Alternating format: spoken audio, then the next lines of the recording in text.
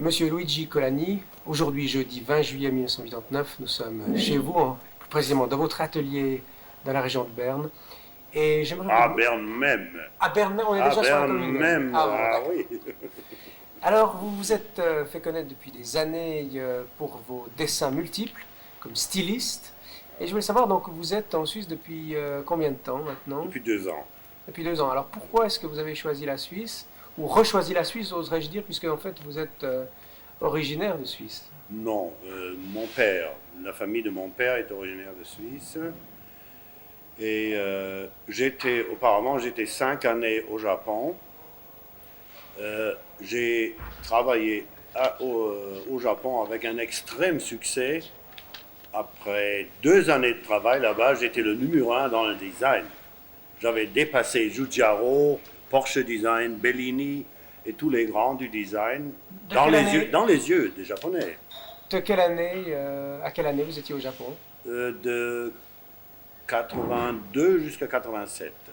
Alors, on va peut-être juste voir un aperçu à Vous dites 80. 87.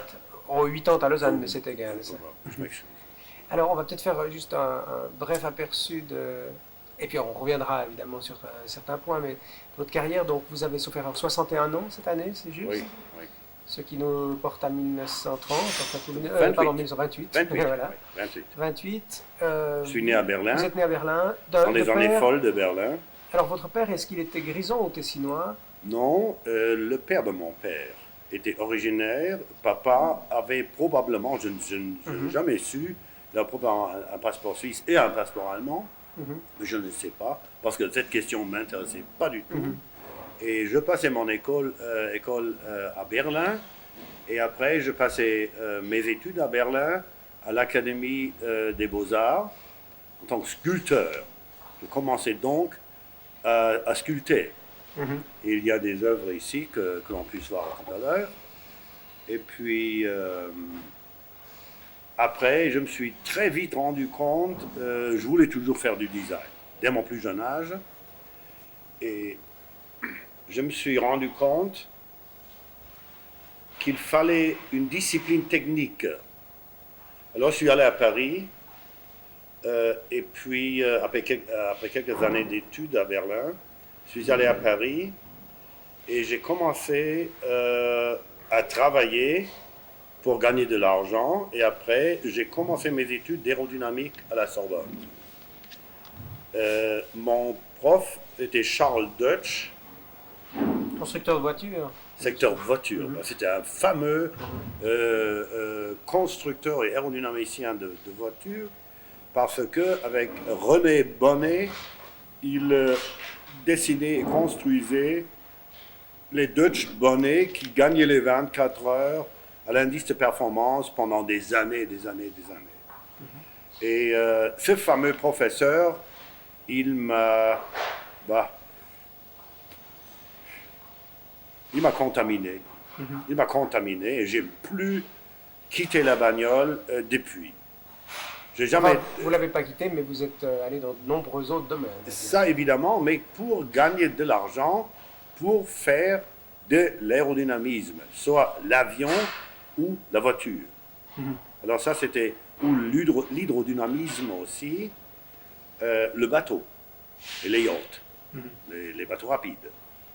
Alors, Et une ça m'a question jamais qui quitté. vient- Moi, je vous en prie, c'est Ça me vous vient là. à l'esprit, lorsque on est sculpteur de formation Ouais. et qu'on part dans la ligne, dans le style de modèles industriels, Ouais. qu'est-ce qui vous y a poussé par rapport à la ligne, je dirais, pure de la sculpture et qui n'a pas besoin la ligne pure de la sculpture qui n'a pas besoin, je dirais, de... Non, attention, de l'interprétation. Regardez un peu Rodin ou Mayol, ça interprète quand même un sculpteur. On n'est pas des Grecs. Alors, on interprète quand même. Alors, ça commence quand même de quitter la réalité ou la nature, la forme de la nature, et à être soumis à une interprétation personnelle du sculpteur. Regardez de Rodin jusqu'à Giacometti, qui se nomme sculpteur aussi.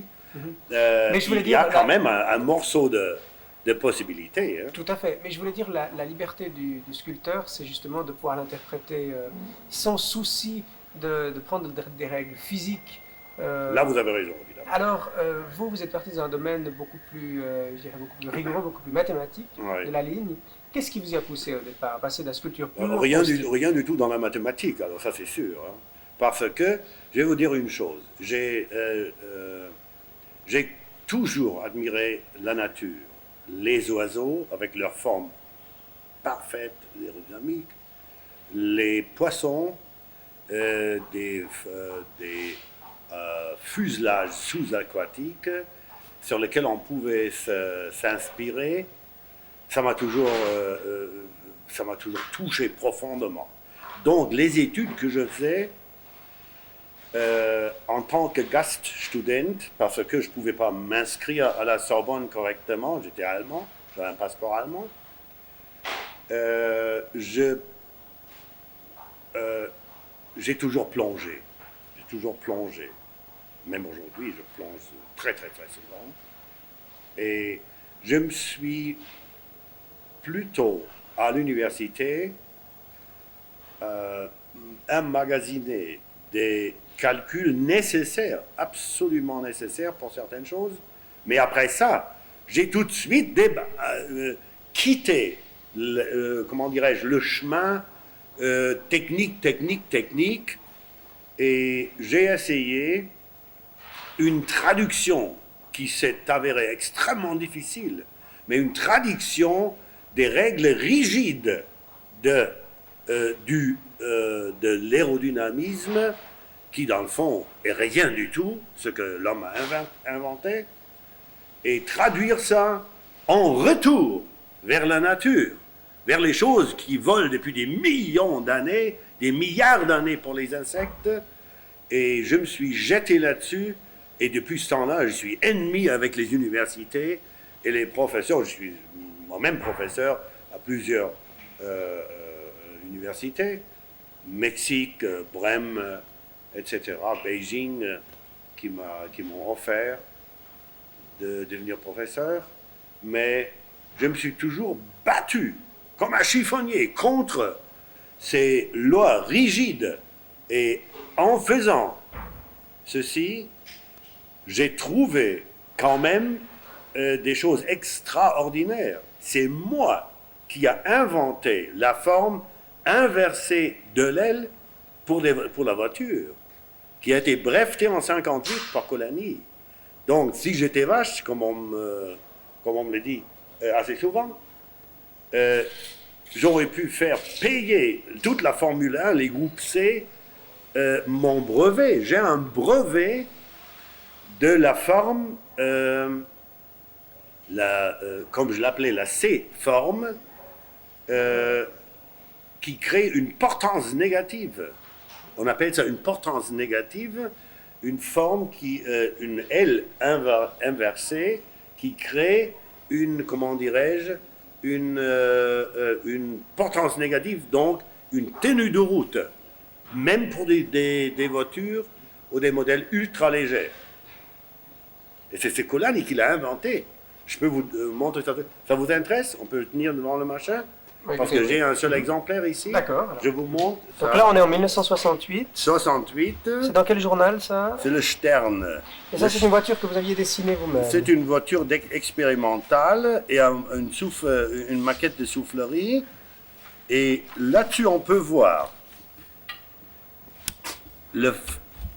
l'aile inversée, c'est-à-dire exactement le contraire de l'avion. Mm-hmm. Et c'était dessiné en 68, et regardez un peu cette ligne de voiture. Ça commence en haut, si vous voulez, avec les vieilles, les Bugatti, etc., etc. Après les Alfa Romeo, Adler, Bristol, aérodynamique, Dumont, les Ferrari, les Ford GT40 et le Chaparral, qui déjà était très avancé, et Colani. 68. Toutes les autres voitures étaient des ailes d'avion. Tandis que Colani, il a inversé. Pigé? Tout à fait, oui. Voilà le machin. Et ça, c'était il y a 20 ans. Longtemps, une quinzaine d'années avant Lotus, ou une dizaine d'années, devant tout le monde. Donc, j'ai réussi, en m'échappant des lois rigides de l'université, à créer une discipline que j'ai appelée biodesign. C'est-à-dire de copier froidement sur la nature et essayer, si jamais quelqu'un m'emmène un projet, d'essayer d'abord, avant de commencer, à faire un tour d'horizon dans la nature, là où, par hasard, la nature a pu résoudre la question qui m'a été posée d'elle-même. Et cette solution est toujours 100 fois supérieure à ce que l'homme a jamais fait. Alors justement, vous portez à faux... voilà, Laurent. Merci bien. Merci beaucoup. Vous vous sentez en opposition à ce que font les universités, mais est-ce que justement les universités ne recherchent pas, au fond, des règles naturelles qu'elles pourraient appliquer à la science? Pourquoi voyez-vous une opposition entre ce que font les universités et vous? Ils font pas ça du tout. Hein. Ils vont dans leur chemin est tracé. Ils ont des souffleries, ils font des calculs, ils font des recherches très sérieuses, que je ne conteste pas, mais il leur manque définitivement le côté animal dans leurs études. Parce que, comment dirais-je, je vais vous faire un croquis. C'est facile. Je vous dessine un oiseau, vu du haut. Le bec, la tête, colonne vertébrale, cage, la queue, la jambe. Le bras, le coude, l'avant-bras, la main, c'est-à-dire les 11 osselets, pouce et les 4 doigts de la main. L'aile et ça. Je n'ai pas dessiné le pouce, je ne l'ai pas incorporé dans l'aile parce que il est à part. Et si je coupe A, B, il y a une forme qui se produit, qui a cette forme-là. Voilà l'aile et l'avant et le pouce. Le pouce de l'oiseau vole avec ces dispositifs depuis des millions d'années. Et l'homme, un certain ingénieur nommé Handley Page, a inventé cette histoire il y a une soixantaine d'années. Et la nature vole depuis des millions d'années avec ça. Ça s'appelle Alula spuria. Alula spuria. Pigé? Et qu'est-ce que c'est alors, Alula spuria? C'est le pouce de l'oiseau. Et le pouce fait ça. Et puis... Alors quel est son rôle justement dans le vol? Je vais vous dire. L'air parcourt l'aile d'une façon normale, crée une certaine force en direction du haut, mais avec ces dispositifs, l'aile parcourt d'une façon plus rapide sur l'air. C'est plus rapide, donc la densité est plus grande et l'effet de sustentation est plus grand. J'ai inversé tout le dispositif. Je l'ai retourné et personne dans le monde ne l'a jamais fait. C'est Colani qui l'a inventé, ou copié, pas inventé. C'est la nature qui l'a inventé, mais moi je l'ai adapté à la voiture d'aujourd'hui. Personne ne le sait. Les ingénieurs des automobiles ont commencé à copier mes brevets, et depuis ce temps-là, il y a ce que l'on appelle l'effet du sol. C'est Colani qui l'a fait breveter il y a une vingtaine d'années. J'ai le brevet ici. Vous pigez. Oui, tout à fait. Ça, c'est ce que j'appelle traire la nature. Sortir des idées et essayer. Il y a des milliers d'exemples de ce genre-là que je peux vous citer, ça durera des heures. Mais C'est ça que l'on appelle biophysique. Mhm.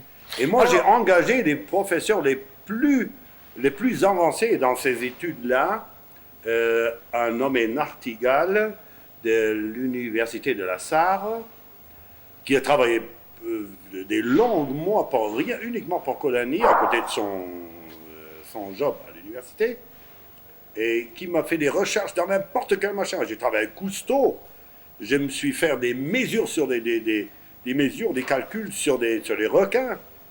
Maintenant, je vais chez Boeing, cette année encore, pour faire un speech devant 1500 dessinateurs, designers de chez Boeing, avec un avion qui copiait totalement sur le requin. Et pourquoi? Parce que le requin est un avion qui vole sous l'eau. C'est un poisson qui n'a pas de vessie, qui n'a pas de poumons. Soit les poissons ont des poumons, comme des baleines et des dauphins, ou bien ils ont une vessie qui les fait nager, sustentation, sous l'eau, parce que c'est un élément comme l'air, quoi. Et alors ça vole sous l'eau, avec la vessie ou les poumons. Le requin n'a ni l'un ni l'autre. Et le requin a une forme aérodynamique, c'est pour ça qu'il est si plat et si formidablement dessiné. C'est pas un joujou de la nature. La nature a dessiné une forme aérodynamique ou hydrodynamique parfaite qui vole sous l'eau. Et il a besoin de faire ceci pendant 24 heures. Sans ça, il coule à pic. Pigé? Alors j'ai copié, sachant cela. Et aucun constructeur d'avion ne le sait. C'est pour ça, biodesign. Alors je me suis jeté là-dessus, j'ai calculé, et j'ai un modèle là, quand je vous montrerai les photos. Je ferai un discours chez Boeing cette année-là. Je vais en Amérique avec une tapée de voiture pour le record, alternative, et je vais chez Boeing. Voilà ce que j'appelle le biodesign. Mhm. Alors, une question. Lorsque Merci. les universitaires qui n'ont pas fait cette démarche font des recherches sur l'aérodynamisme, à votre avis, ils ne s'inspirent pas de la nature? Alors, comment font-ils?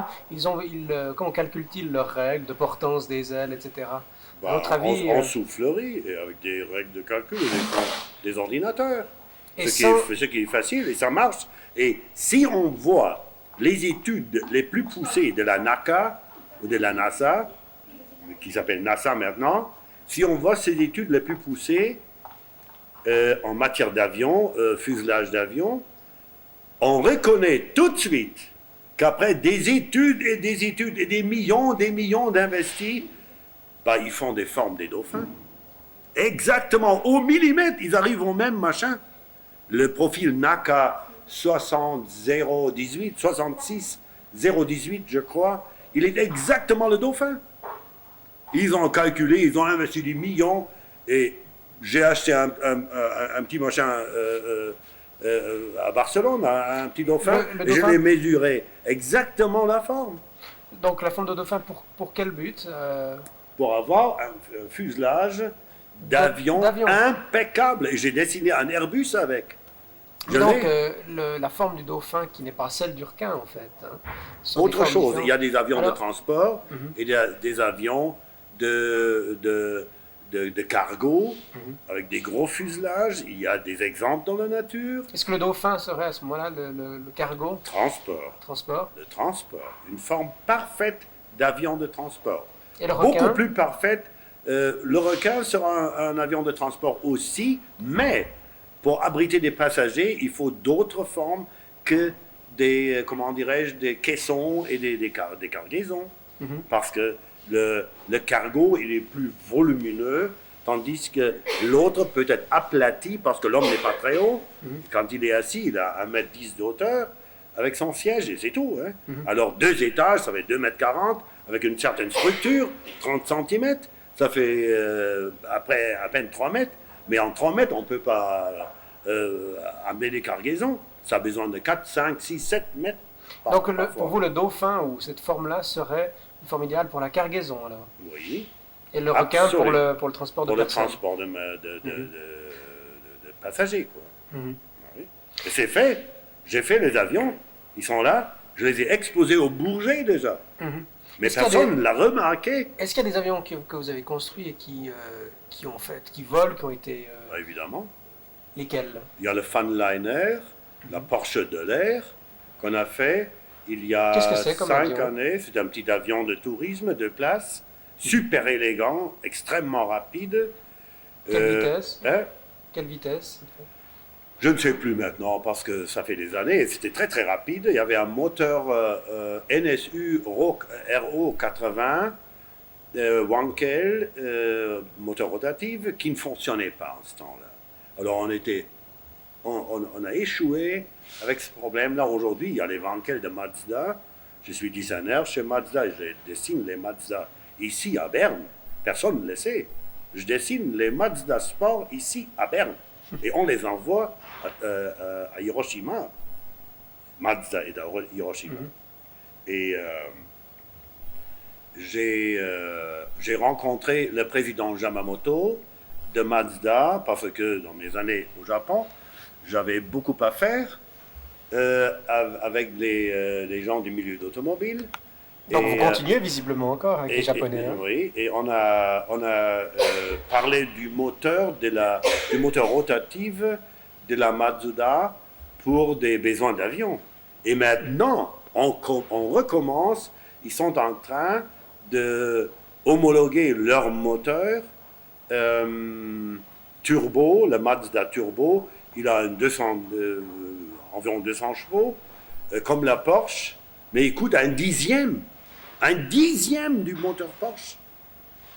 Et il est absolument sûr, un moteur, comment dirais-je, plus sûr pour l'aviation, pour l'aviation civile, parce qu'un moteur alternatif, comme le moteur Porsche, primo, il est des milliers de pièces, primo, donc il y a toujours un danger, il y a beaucoup de pièces dans un moteur, et puis le prix très élevé, c'est un Porsche, très coûteux, et quand un moteur alternatif rend l'âme, ça fait crac, et c'est fini.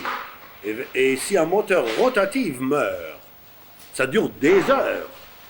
Des heures, ça perd de la puissance, ça roule un peu moins bien rond, mais ça tourne toujours pendant des heures.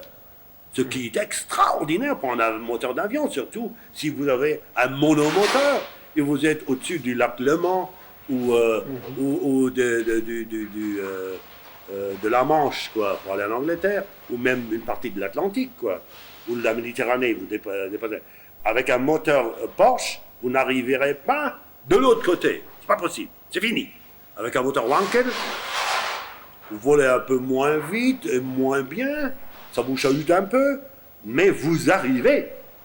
C'est crevant, hein? C'est extrêmement important. Alors, j'ai essayé à pousser le président Yamamoto dans cette direction, et c'est ce qu'ils font maintenant. Il sera homologué sous peu, et on aura un moteur de 187 jusqu'à 200 chevaux, turbo, extrêmement bon marché, avec une longévité incroyable, et un silence, et c'est petit, et beaucoup plus léger qu'un Porsche. Et ça coûte environ un dixième du prix. Et vous pensez qu'il sera posé dans quel type d'appareil? Dans le nôtre.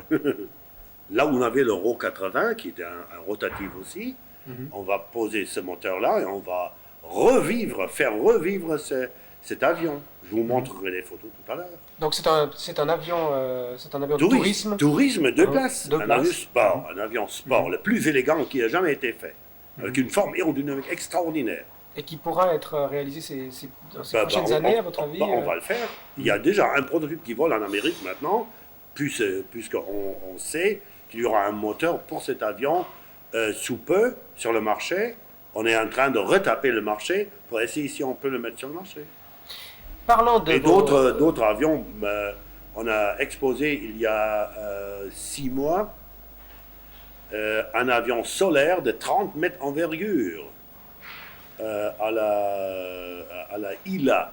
C'était à Hanovre, en Allemagne, un air show. Quoi. Et on est en train, il y a un modèle ici, 6 mètres d'envergure, qui vole parce que de chaque avion que j'ai construit, même en petite maquette, je fais un modèle volant pour prouver que le requin peut voler. Et l'inspiration sur des fuselages sous-aquatiques pour le constructeur d'avions est une nouveauté. Hertel, le chef constructeur et chef aérodynamicien de chez Heinkel en Allemagne, pendant la dernière guerre, il avait commencé à dessiner des fuselages semblables. Il s'est inspiré de la nature avant moi, parce qu'il est plus âgé que moi. Il est mort maintenant. Et je ne sais pas s'il est mort, mais il doit être assez âgé. Mais cet homme-là, il a été...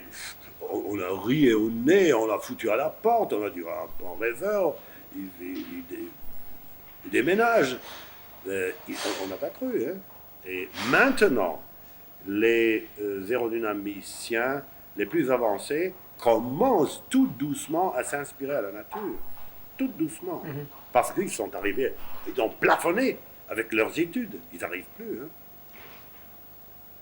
Alors, il y a quelque temps, vous aviez présenté un prototype, ou en tout cas les projets d'un avion solaire qui pourrait voler à 25 000 mètres, si mes souvenirs sont exacts. Oui. Alors, qu'est-ce qu'il est devenu, ce projet? Je vais vous le dire. C'est facile.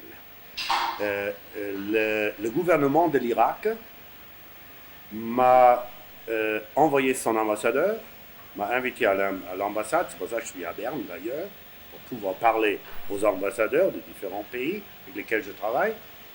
Ils m'ont demandé d'aller à Bagdad. J'étais dans un avion, je suis allé à Bagdad. J'ai eu des discours avec les gens qui ont entrepris la reconstruction de l'Irak après la guerre. Et ils m'ont demandé d'en faire 24 avions.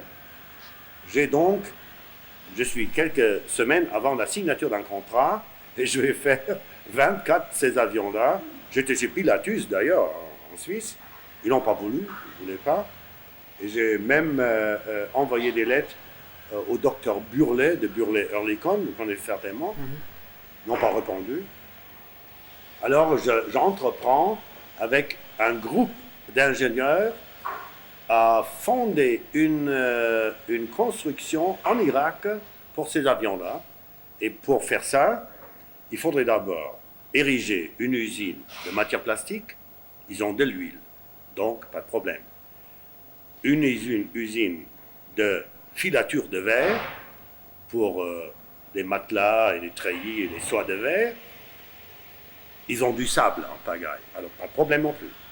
Et ça, c'est la première chose. Et après, on va dessiner des petits avions, des grands avions, des bateaux et des voitures, tout en matière plastique, une matière qui libère les Irakiens comment dirais-je, à faire la quête à l'ouest. Alors, je serai une des forces derrière la reconstruction de l'Irak. C'est tout. Réponse. Alors, c'est effectivement une réponse tout à fait étonnante. Mais alors, cet avion... Et cet avion, je m'excuse, j'avais oublié, cet avion sera utilisé pour le développement des ressources de l'Irak. Donc, ça vole à 25 km d'altitude avec 2 caméras Wildlights et ça fait des photos infrarouges de la Terre. En 3 dimensions. En 3 dimensions pour avoir et avec des effets de Doppler, etc., de ultrachal, de ultrasons, ils font des recherches des ressources, quoi. Ils cherchent donc de l'huile, des métaux précieux, du sulfure et tout ça. Est-ce que l'Irak a déjà l'intention de l'exporter? C'est un avion qui se vendra à l'étranger? Certainement. Et pour les besoins cartographiques, j'avais fait des essais ici avec une grande firme à Berne qui fait des cartes. C'est pas la Halvac, c'est l'autre. Ça s'appelle Kummerly Frey. Et j'avais fait des essais pour les intéresser à un avion comme celui-ci, parce que pour les besoins cartographiques, c'est formidable. On fait ça aujourd'hui avec des petits avec des Mirages ou avec des avions beaucoup moins performants. Cet avion-là vole pendant la journée sans une goutte de carburant. Alors qu'est-ce qui lui permet de voler si haut? Parce que 25 000 mètres, c'est une altitude Ben, extraordinaire. Comment est-ce oui, qu'il y arrive? il faut. Oui, mais c'est facile. On a une envergure extrême. On a près de 110 mètres d'envergure. 110 mètres ajoutés. Parce que j'ai 3 ailes de chaque côté qui sont montées en pylon, quoi, comme Est-ce qu'elle se déploie en cours de vol? Non, il reste comme ça. On a une envergure de 30 mètres, mais en réalité, c'est 90 mètres d'envergure. Et en dehors de ces fuseaux où je monte les caméras, il y a encore de chaque côté 12 mètres d'ailes. Donc ça fait au-dessus de 100 mètres d'envergure. On a 108 mètres de surface, de cellules solaires. Et les Irakiens ont l'intention d'en construire combien de ces appareils-là? D'abord un seul pour le faire voler, faire des essais, et puis après on fera une série. Il y en a 24 qui sont dans le pourparlers, dans le contrat. Est-ce que on a une idée déjà à combien reviendront chacun de ces appareils? Ils sont faits dans des matières exotiques et avec les, comment dirais-je, les pressure suits, les casques de pression, parce qu'à 25 000 mètres d'altitude, il faut quand même avoir des compresseurs et tout ça. Ça vient environ à 12 millions de francs suisses, l'avion. Ouais.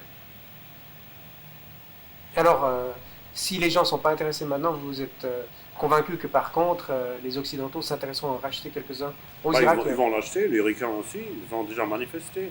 Oui, Oui. une fois construit. Mais personne ici ne voulait se lancer à la construction. J'avais pensé à Pilatus, évidemment, parce qu'en Suisse, je ne veux pas dire qu'ils sont en chômage, mais il y a l'aviation suisse a besoin de travailler. Alors j'avais un des directeurs de chez Pilatus ici, et son directeur technique, je crois, et ils ont vu le proto ici, dans mon hall, 1 à 1, le vrai proto à 30 mètres d'envergure, c'était monté là. Est-ce que vous avez des photographies de ce prototype? Ben évidemment, je pourrais avoir, alors volontiers. Vous les aurez. Vous les aurez. D'accord. Fermez, je vous montrerai.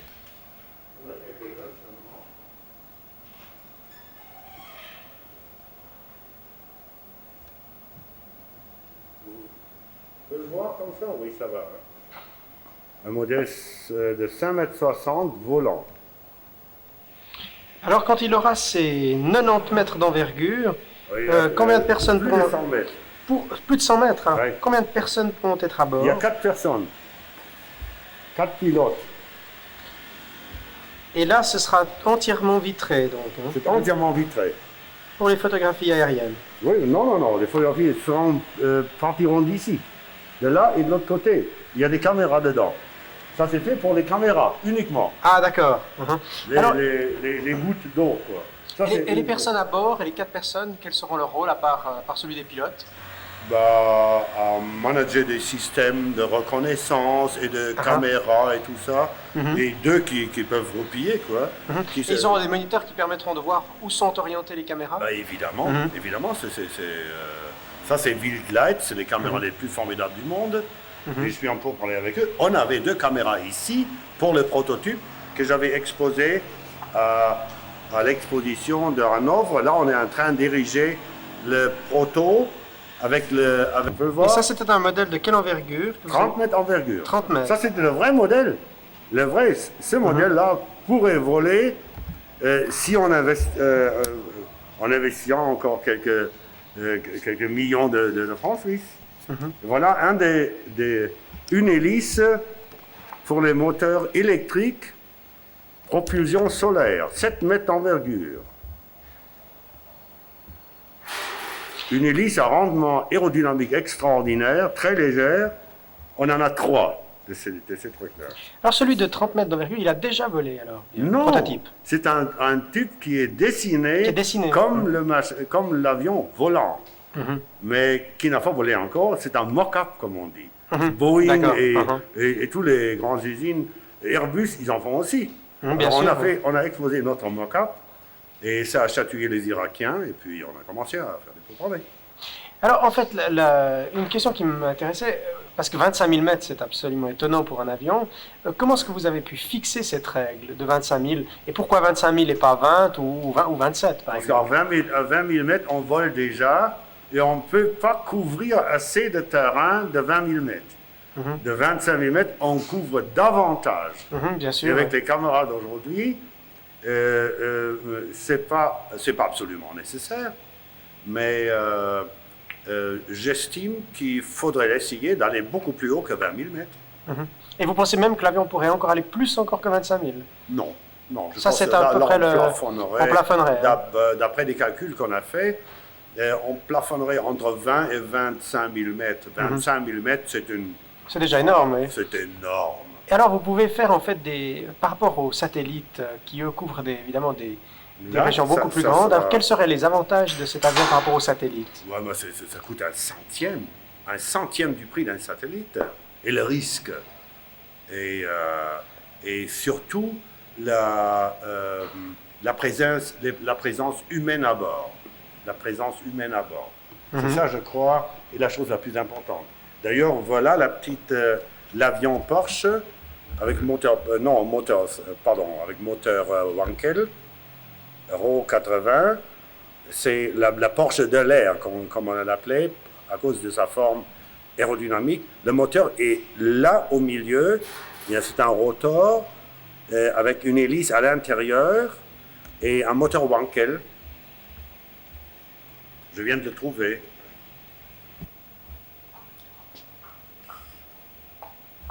Alors, les projets pour cette année 89?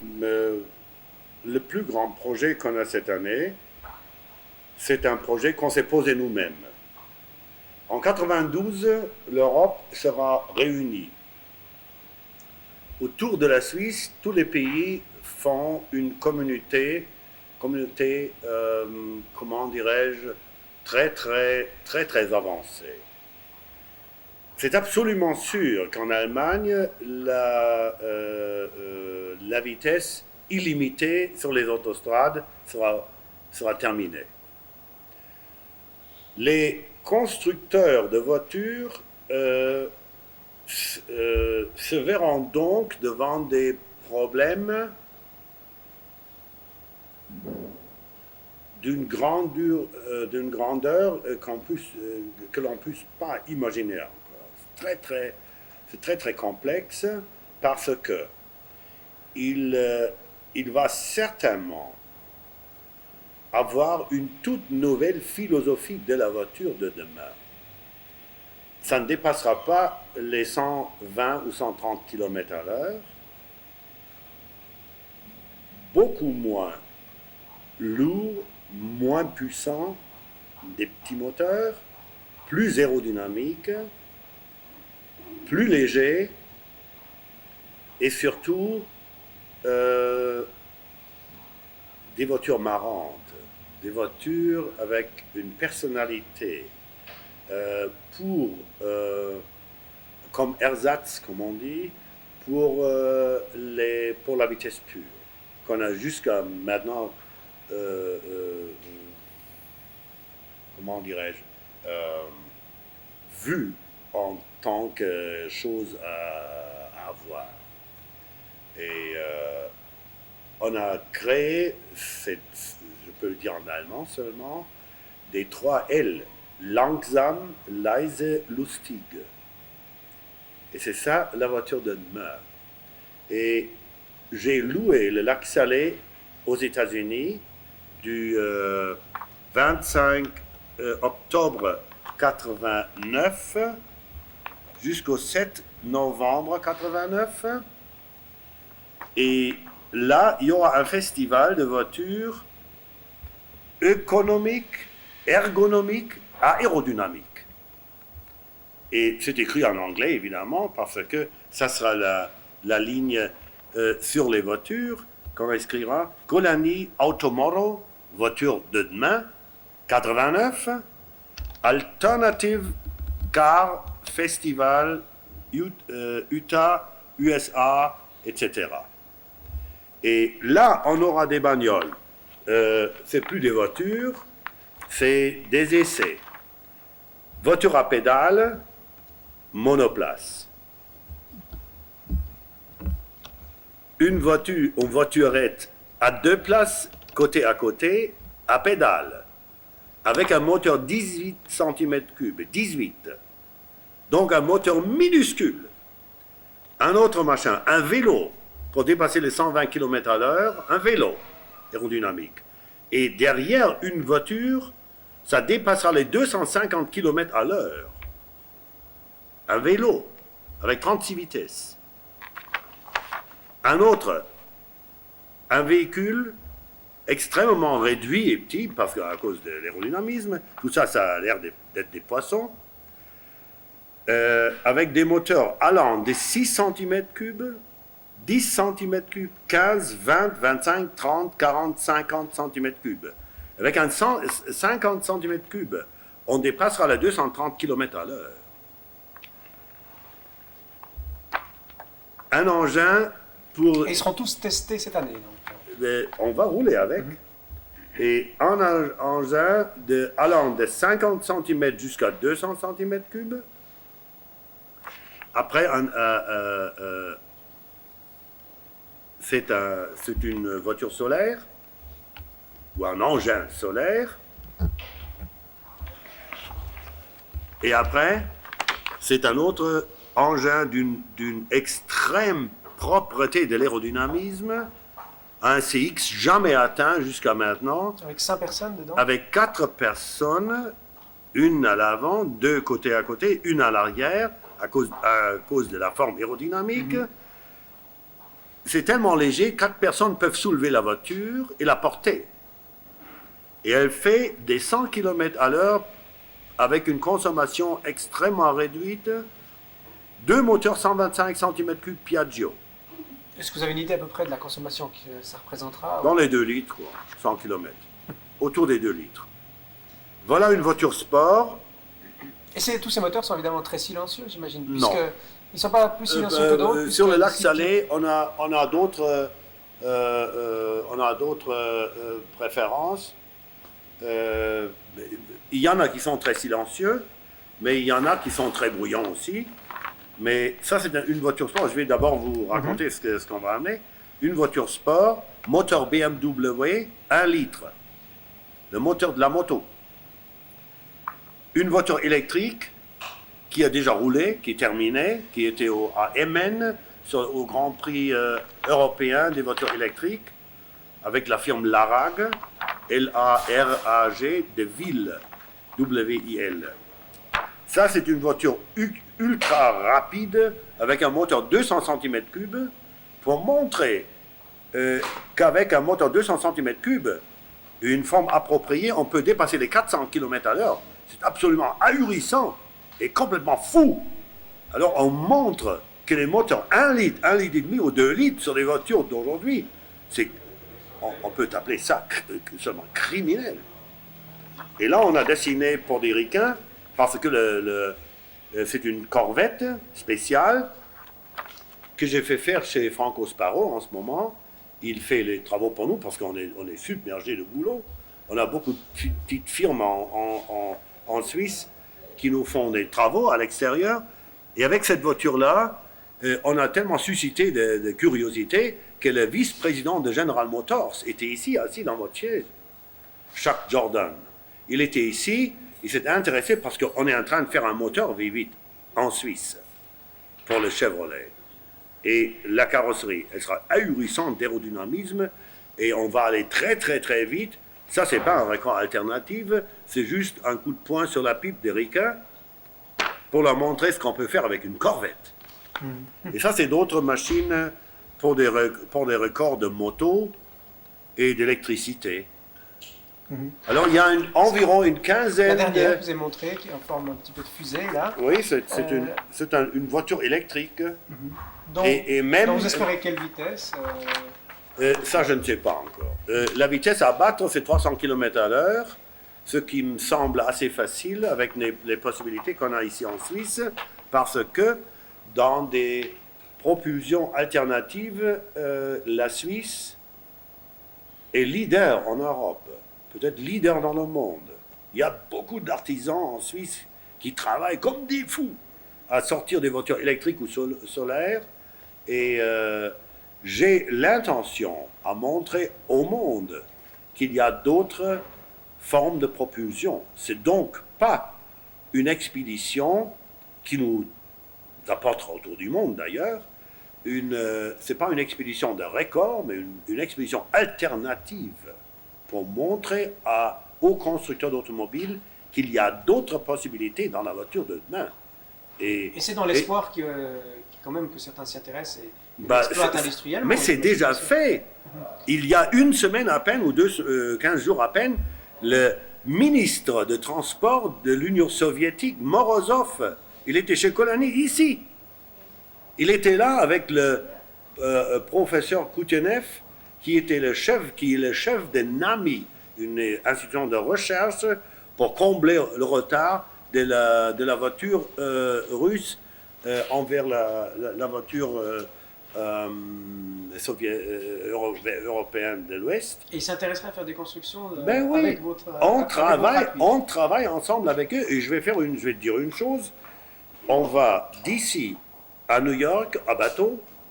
À New York, je ferai une exposition. Après, j'irai chez General Motors, une exposition et un speech devant tous les designers de General Motors. Il y a plus de 1000 qui seront là. Après, la même chose chez Ford. Après, on ira au lac Salé. Après, on ira chez Boeing pour parler d'avions. Après... Et là, qu'est-ce que vous allez proposer chez Boeing? D'avion, je vous le verrai, je vous le montrerai tout à l'heure, l'avion requin qu'il a derrière, le blanc dans la boîte à verre. Et puis, on va aller je vais aller à Pasadena, au Art Center College, à faire un discours. Et après, je prends le bateau à San Francisco avec toute l'équipe et toute la bande, plusieurs containers et des remorques aérodynamiques aussi. D'ailleurs, j'ai un modèle là, le camion aérodynamique qui est là derrière, sur la table, vous pouvez voir. Avec les vitres bleues, là, celui-là. Oui. On prend le bateau à San Francisco, 2 containers et un camion comme celui-ci, une remorque. On va à Hawaï, après à Guam, de Guam à Tokyo. Je ferai une exposition au Japon de mes véhicules. Après, je prendrai la Transsibérienne avec toute la bande. On ira à Moscou en novembre. On aura une exposition à Moscou et on revient. On fait le tour du monde, 2 mois et demi, avec toute l'équipe. On sera fermé ici. Et puis là, on montrera au Japon, d'abord en Amérique, les Asiatiques et les Soviétiques, on leur montre des possibilités de demain. Et c'est là qu'on travaille dessus. Avec les TH d'ailleurs. Avec ceux qui réagiront le plus vite. Les Soviétiques, c'est sûr. Ils sont intéressés. Sûr. Ils sont affamés. Ils sont totalement affamés. Ils en ont besoin. Ah oui, c'est sûr. Ils en ont besoin. Est-ce qu'il y a des chances, d'après vous, que l'ADA un jour puisse s'exporter vers l'Europe beaucoup plus largement que maintenant parce qu'elle aura... Ça vient très rapidement. Ça viendra très rapidement. Vous savez, ils ont fait l'erreur de faire ces bagnoles chez Fiat, chez Porsche, chez ces gens-là qui sont sur les rails de l'automobile classique. Et les Russes, ils en ont besoin d'autre chose. Ils ont besoin d'un tout autre genre de voiture. Plus de garde au sol, d'autres roues, des conditions climatiques différentes, une autre philosophie de transport dans l'Union soviétique, parce que c'est un vaste pays, on peut pas aller de A jusqu'à Z en voiture, c'est pas possible. Alors l'aviation, le train, les trains rapides, d'ailleurs on en parle, et puis avec le ministre du Transport Morozov, on a parlé des trains aussi, et je vais tenir devant l'Académie des sciences à Moscou plusieurs discours allant de l'aviation, rail, route, eau. Donc, le transport, la philosophie de transport de demain, Et on a philosophie ici. On n'a pas parlé de fric ou de l'investissement. On a essayé de tirer une solution philosophique du trafic de demain des différents pays du monde, des tout petits comme la Suisse, jusqu'aux pays géants comme l'Union soviétique, le Brésil, le Canada, etc. Alors, quelles sont les grandes lignes que vous croyez concernant les transports de demain? C'est trop compliqué à évoluer ici, à vous l'expliquer, mais c'est des besoins totalement différents. Et le transport aérien en Union soviétique va encore prendre un essor gigantesque, tandis qu'en Europe de l'Ouest, ça commence déjà à craquer, à droite et à gauche. Et le train sera d'une grande importance, la vitesse sur l'eau ou sous l'eau aussi sera très importante, et la voiture a un rôle tout à fait particulier en Union soviétique. C'est tout à fait différent. On y transporte des cochons, des choux-fleurs, de la marchandise paysanne, et des gens évidemment, mais d'une toute autre façon qu'ici. Alors on fera ça. Donc c'est ça qui va changer. Ça va changer, et certains pays du monde seront intéressés à travailler avec les soviétiques parce que on fera une voiture extrêmement avancée, mais tout à fait différent des Porsche, des Opel et des Volkswagen, des Mercedes. Tout ça, c'est la camelote d'hier. Hein. C'est fini. Alors, c'est fini. Vous montriez tout à l'heure une voiture alternative et vous disiez qu'on pouvait dépasser les 100 km/h en pédalant. Mais alors là, c'est des machins expérimentaux. Expérimental. Donc il faut évidemment il faut une condition optimale, parfaitement plate, etc. Il ne faut pas de collines, etc. Ou bien. Mais ça, c'est des expériments que l'on fait. Bien sûr. C'est pas des engins de série. Voilà. Nous sommes des ingénieurs, des philosophes, des constructeurs. Et on voudrait soumettre certaines idées à la généralité. C'est tout. Tout à fait. Et ça fera notre image, comme d'habitude. Et puis, ça fera de l'argent, parce qu'on sera assez bien payé pour faire ceci. Et puis, d'abord, je finance ça moi-même. Mais on a déjà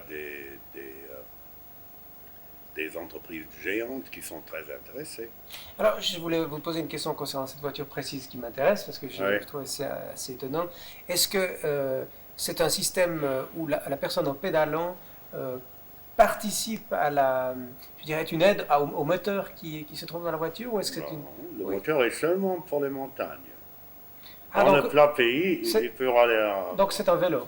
Il peut pédaler à 70 km/h. Et ça suffit.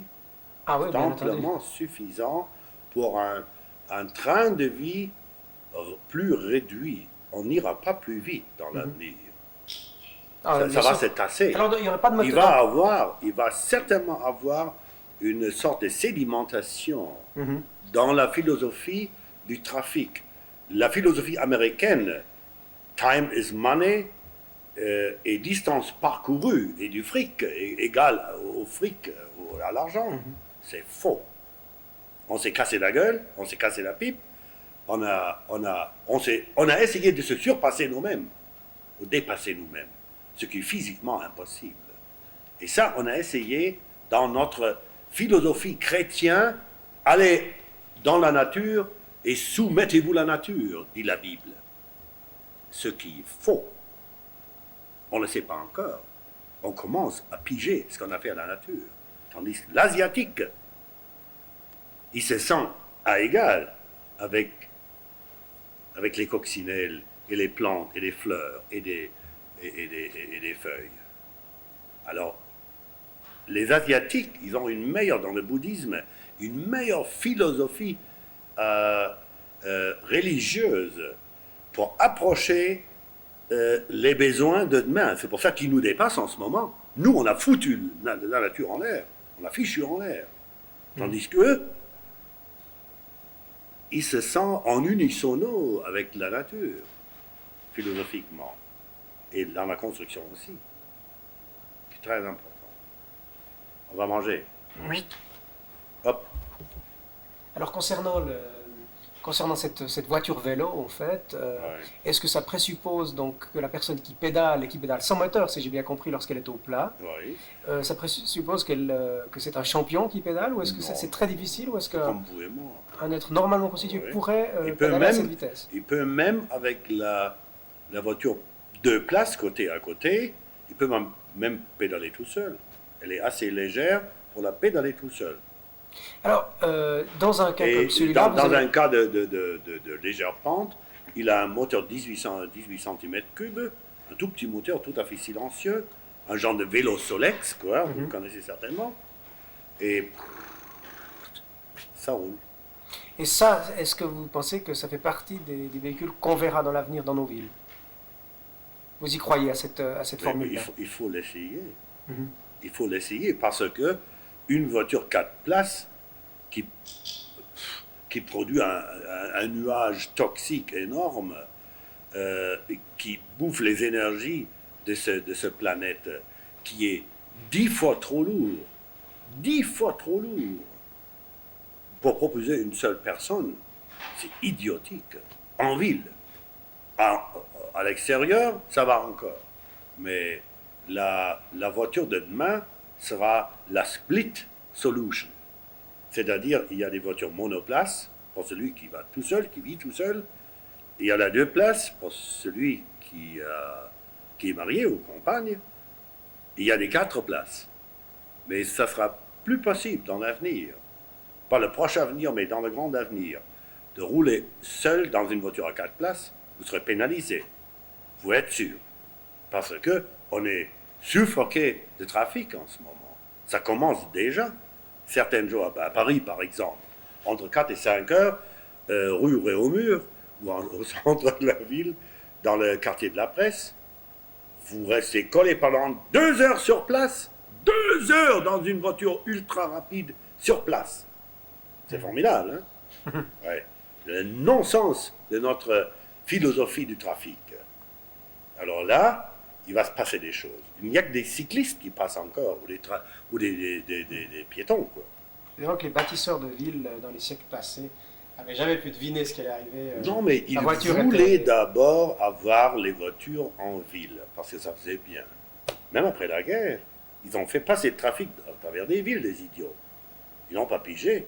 Déjà là, il fallait, on aurait dû savoir que ça sera en augmentant, ça créera des problèmes. Mais aujourd'hui, ça sera une autre philosophie, et ça viendra, absolument sûr. Et ni les Volkswagen, ni les Peugeot, ni les Porsche ou les Jaguars se sont mentalement mis au pas de l'avenir. Ils pigent rien. Ils sont bêtes comme leurs pieds.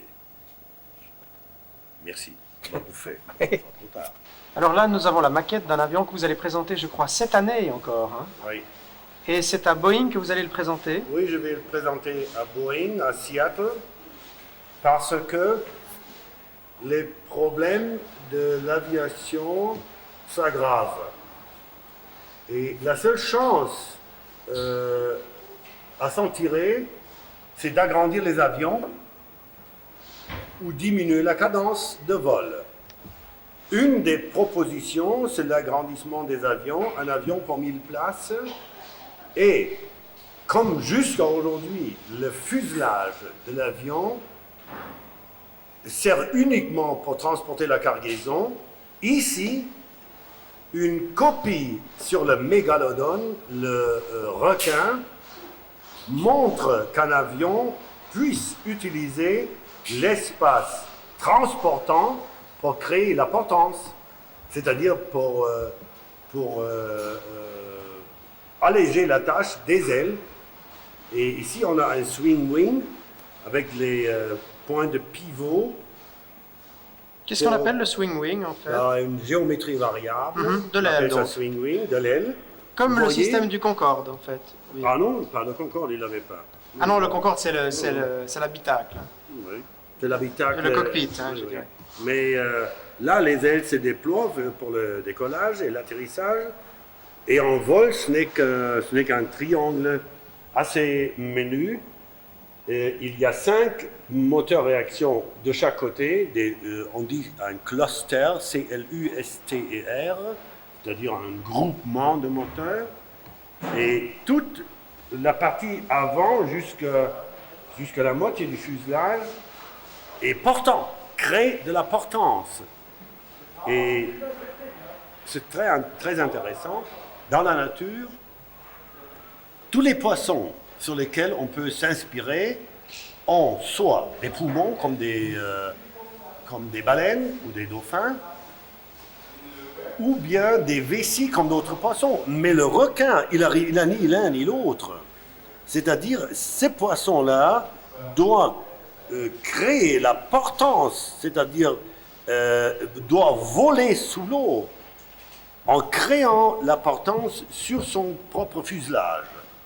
Et c'était pour moi des signaux de se jeter dans ce genre de machine et montrer aux Américains que le 747 n'est pas du tout le dernier mot en matière d'aviation.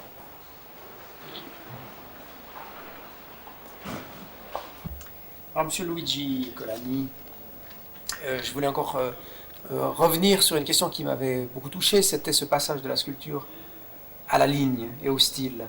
Et au fait, ce qui m'intéressait, c'est de savoir pourquoi, vous qui avez cet esprit je dirais, de création constante, d'imagination, vous préférez le domaine, j'allais dire, de l'utilitaire dans la ligne, plutôt que que l'animal, domaine... plutôt. Pardon. L'animal, plutôt, le côté animal.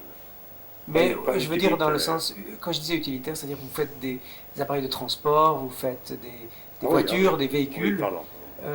C'est cet aspect-là utilitaire que j'entends. Pas le côté artificiel. Hein? Des Giacometti, il y en a assez dans le monde. Il faut des hommes qui savent traduire les grands messages de la nature dans notre domaine réel. Je suis un des seuls qui s'aventure dans la zone grise entre l'académisme et la nature de l'animal, l'animalistique. Alors, ce voyage est passionnant, très dangereux, parce que très souvent méconnu, ou mal compris, et j'estime qu'un don que la nature donne à quelqu'un est une hypothèque. C'est prêté seulement. Et j'estimais toute ma vie, je ne sais pas d'où ça vient, que je suis forcé de repayer ça d'une façon ou d'une autre. Et comme moi, comme chaque être humain, est seulement un certain temps à vivre ici-bas, j'estimais qu'il fallait travailler comme un forçat, comme un fou, pour donner ce que je sais à d'autrui, au monde.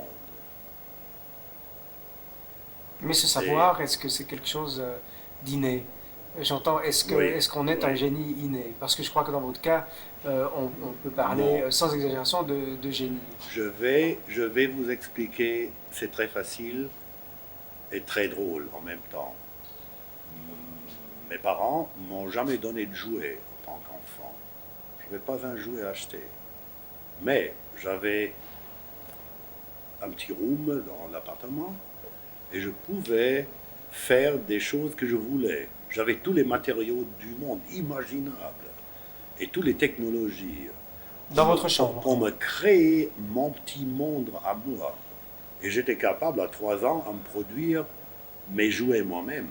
À 5 ans, j'étais un prodige et à 10 ans, j'ai quitté presque l'école parce qu'ils ne m'apprenaient plus rien en tant que matériaux et construction et artistique. Alors à 10 ans, je me façonnais mes chaussures de course moi-même avec lesquelles je battais le record de l'école en 100 et 200 mètres Mes chaussures de ski, je me les faisais moi-même. C'est un modèle en bois, je taillais, je formais le cuir, je coudais ça à la main. À 10 ans, entre 10 et 16 ans, je façonnais que des chaussures. Pour toutes les dames de mon entourage, je faisais des escarpins et des chaussures très très élégantes. C'est formidable. Parce que ça me plaisait, c'est une forme très érotique pour un jeune homme. Un pied, c'est une chose très très élégante, érotique. Alors ça m'a drôlement chahuté en ce temps-là, et mouvementé. Je me jetais là-dessus. Et c'est pour ça que je suis devenu dessinateur de chaussures à Paris. Je dessine pour Jourdan, Ricci, Cardin, Coco Chanel, je dessine les chaussures. Et vous en faites encore des chaussures? Au Japon maintenant, mais ça va revenir ici parce que ça sera importé. C'est les meilleures chaussures de tous les jours. D'une grande souplesse avec une nouvelle forme anatomique pour ne pas coincer les pieds de la femme, un autre talon, bien rembourré à l'intérieur. Hast du ein paar Schuhe da von diesen? Schau mal her. Je peux vous montrer. Si Volontiers, oui. Alors, par exemple, pour Swissair, vous avez dessiné les habits. C'est déjà décidé, c'est déjà accepté par Swissair, c'est fait. C'est accepté par la direction déjà il y a quelques jours. Et puis. Quand est-ce qu'on les verra ces habits sur les. Tout le monde sera habillé à partir de mars-avril 90. Ah, donc c'est très proche en fait, c'est très proche. C'est très proche. C'est terminé. Ah, tout est dessiné, terminé. Mettons de 75%. Il y a encore des accessoires, des petites choses, mais très importantes, qui sont à faire. Mais les grandes lignes, c'est fait. Les manteaux, les dernier blazers. uniforme datait de combien de temps? Celui qu'ils ont actuellement? Une dizaine d'années, je crois. Donc tous les 10 ans, on oui. fait changer. Ces uniformes-là vont dans l'année 2000 pour la Swissair. Et on a dessiné des choses époustouflantes. Et c'est on a dessiné le meilleur trench du monde. C'est vous-même personnellement, M. Golani, qui avez dessiné ces uniformes? Oui, évidemment. Vous-même? Je fais les dessins. Vous faites tout un dossier, je l'ai dessiné. Et d'après ces dossiers, Madame Streit, notre couturière de Bâle, elle fait ses modèles. Mais est-ce que vous n'êtes pas tenté, comme beaucoup de stylistes le sont, de déléguer en fait vos compétences? Merci. De déléguer à des artistes, à d'autres designers? Ça serait plus Golani. Là, c'est marqué Golani sur le machin. Quand c'est marqué Golani, c'est pas un Müller ou Dutronc qui doit le dessiner. Gardez un peu une chaussure japonaise. Donc en fait, vous n'êtes pas un autre Walt Disney qui signe encore des films longtemps après sa mort. Non, non. Ça, c'est une chaussure Golani du Japon. Il y a plusieurs choses qui sont uniques au monde. D'abord, cette partie ici, brevetée, qui ne fait plus mal aux talons des dames. Après, la forme extérieure, ici, elle n'est plus pointue, mais elle est courbée vers l'intérieur pour donner une meilleure assise du pied avec tous les orteils à l'intérieur.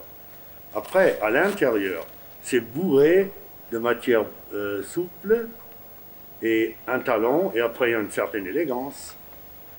C'est une des meilleures chaussures du Japon, fabriquée en grande série, qui viendra sous peu en Europe. Est-ce que je pourrais la toucher? Et je vous en prie. Merci.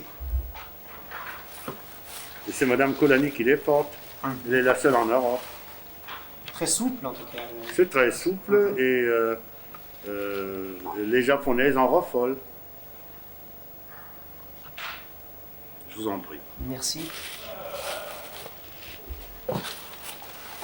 Lors de la chaussure à l'avion, de l'avion à la voiture, et j'ai vu aussi quelques prototypes de sous-marins. Est-ce que vous pouvez m'expliquer le sous-marin, c'est facile. Le sous-marin, c'est un poisson. Et on sait déjà depuis des longues années que la frontière des deux médias, air, eau, c'est le côté le plus négatif pour transporter, pour avoir un bateau. Soit le transport se trouve dans un médium comme l'air, ou dans un médium comme eau, donc submergé. Alors les bateaux d'avenir et les plus rapides seront submergés parce que la stabilité est accrue, la épaisseur extérieure des coquilles du bateau peuvent être d'une importance moindre parce que il y a plus de vagues et plus de force physique extérieure du moins cassant comme à la surface de l'eau, qui exerce des forces sur le bateau, et la forme hydrodynamique recherchée est meilleure sous l'eau, pas à la frontière de deux médias. Ça va pas. Et ceci indépendamment du fait que l'eau représente un frein considérable à la... C'est drôle, on peut dire ce qu'on veut, c'est absolument sûr, et les grands experts du monde entier sont d'accord que le transport de fret dans l'avenir sera sous l'eau. C'est 100%. Et personne ne le fait. Et j'ai fait des prototypes. Vous croyez aussi au transport de passagers civils aussi, par sous-marin? Non. Parce que là, c'est quand même un côté de plaisant, de voir les îles et d'être au soleil. Ça, c'est autre chose. Mais je parle de la marchandise, comme du pétrole et des aciers ou des minéraux, etc. Est-ce qu'il existe dans le monde des sous-marins de votre fabrication qui sont en service actuellement? Non, mais il y a des prototypes en Union soviétique. Dans le bouquin, vous verrez d'ailleurs, il y a des sous-marins géants en étude pour sortir les nappes de pétrole sous la coupole arctique. Il y a près de Franz Josef Land, une île en Sibérie, il y a des grosses nappes de pétrole sous la glace. Et on ne trouve pas encore les moyens de les sortir, alors on a pensé aux sous-marins géants, 250 000 tonnes, 300 000 tonnes, 400 000 tonnes. Ils sont en étude, dessins, j'ai fait des prototypes, des maquettes, avec des parties avant et arrière de la goutte d'eau d'une forme très étudiée, movible. Donc l'hélice a une forme tarabiscotée, une vingtaine de mètres de long, je peux vous montrer des prototypes, et à l'avant il y a des systèmes de guidage extrêmement fumants comme forme, mais c'est des formes comme des poissons qu'on verra sous l'eau dans les années à venir. Le futur n'a pas commencé encore. On est toujours dans le Moyen-Âge mourant. Mais on est toujours en Moyen-Âge. On n'est pas encore dans le modernisme. Le seul côté moderne qu'on a essayé d'entamer avec un fort côté gueulard et publicitaire, c'est les voyages spatiaux. Regardez les ricains sur la Lune. C'était un pouf et c'est fini après. C'est dommage, c'était il y a 20 ans aujourd'hui. Et il y a malheureusement bien peu par la suite. Extraordinaire, hein? Mais c'était un blablabla canadien. Hein? C'est des Canadiens qui s'étaient jurés, les Russes ne sont plus les premiers jusqu'à maintenant, ils le sont, mais quand il vivait encore, il a dit, dans 10 ans, je mettrai quelqu'un sur la Lune. C'est tout ce qu'ils ont fait. Hein. Après, ils sont aplatis, les Français les ont doublés. Maintenant, les petits Français ont mis les dessus sur les Américains. Dans quel domaine, vous pensez, les Français? De point de vue spatial. Vous pensez que les fusées Ariane actuellement sont plus prometteuses que Mais non, ils ont 50% du marché mondial. C'est Ariane. Et les autres pays, l'Union soviétique, Amérique, Inde, Japon et Allemagne ou quiconque, et aux Indes on fait des satellites aussi, ils se partagent le reste des 50%. Les Français ont plus de 50% du marché mondial, définitivement. Donc vous avez le sentiment que l'Europe a rattrapé son retard dans la technologie actuellement. Mais non, ils n'ont pas rattrapé, ils ont dévancé les Américains, nettement même, nettement. Alors, et les Soviétiques ils ont une dizaine d'années d'avance sur les Américains. Ils ont 10 fois plus de man-hours dans l'espace que les Américains, 10 fois plus. Mais nos médias, qui sont des menteurs, ne le disent pas.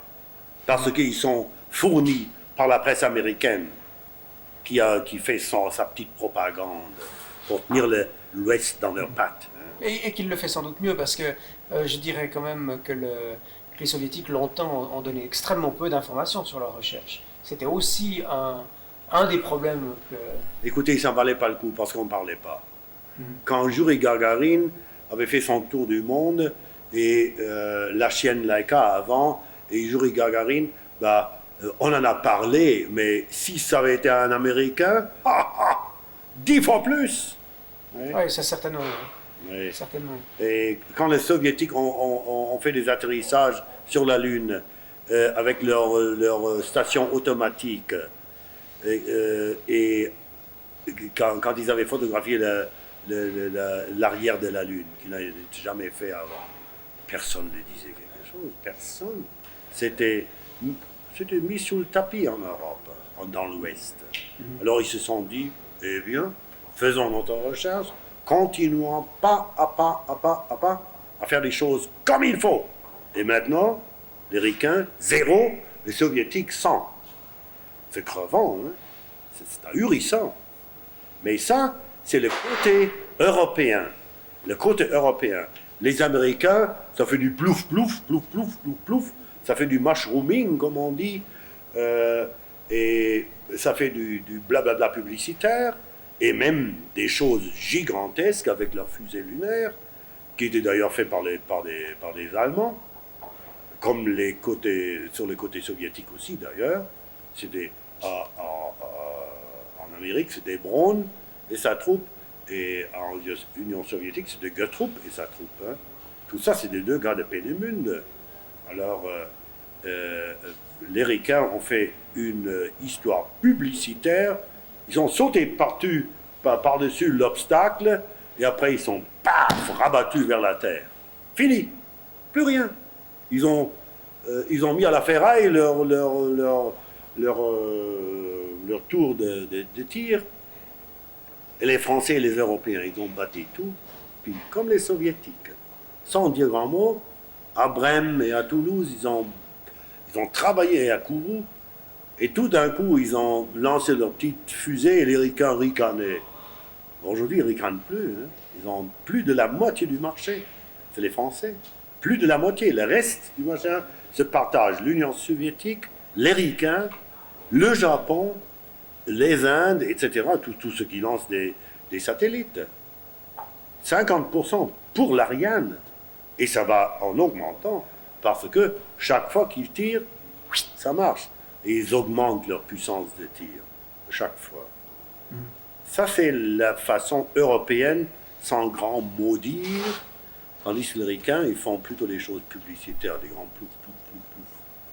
Alors vous, Monsieur Colani, vous allez faire d'ailleurs un tour du monde qui représente bien vos activités, en fait, partout, Japon, Union soviétique, États-Unis. Alors, est-ce qu'actuellement, c'est important pour vous de vous sentir européen ou allemand, ou est-ce que vous pensez est résolument international et que le développement n'a pas de frontières pour vous? Je suis dans une curieuse